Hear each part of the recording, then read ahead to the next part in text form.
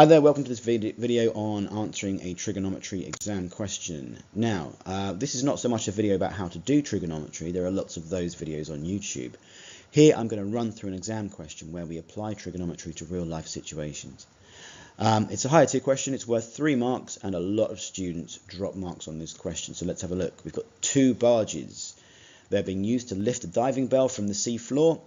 The lifting ropes are attached to a pulley system on each barge. Calculate the magnitude of the resultant force of the 2 lifting ropes on the diving bell.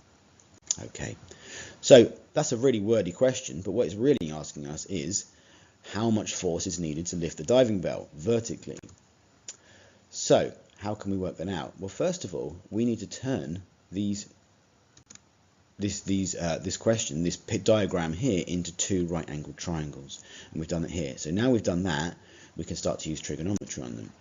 We're looking for this green force vector arrow, the upwards one, and once we've got that, we can multiply that by 2, and that gives us the overall force vector that we need.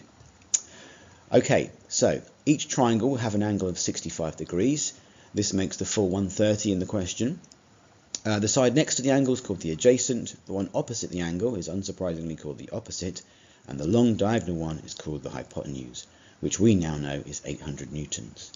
So we want to know the vertical force vector, which is the adjacent, and we already know the hypotenuse, so which trig function shall we use?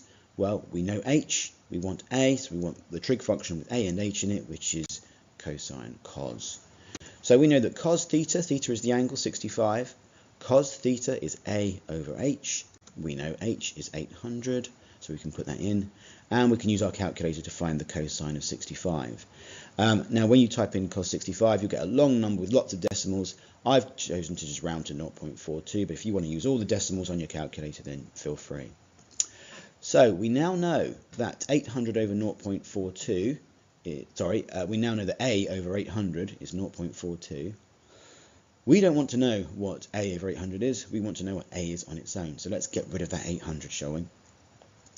If a is being divided by 800, we do the opposite. We need to get that 800 off. So a is being divided by 800, so what do? We multiply by 800. Multiply both sides by 800.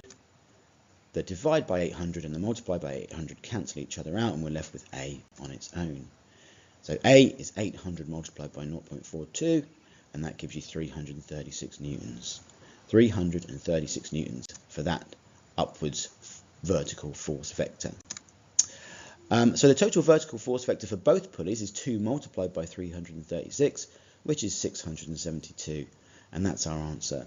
Now if you get a slightly different figure, it's probably because you used a different number of significant figures on working out the cos figure, but it shouldn't be far out, and the exam paper will accept, they'll have a leeway for that as well. Okay, so your turn now, your turn to have a go. Pause the video now. In a few seconds the answer will pop up. Have a go at this trigonometry question, and I hope that this was useful. Thank you for watching.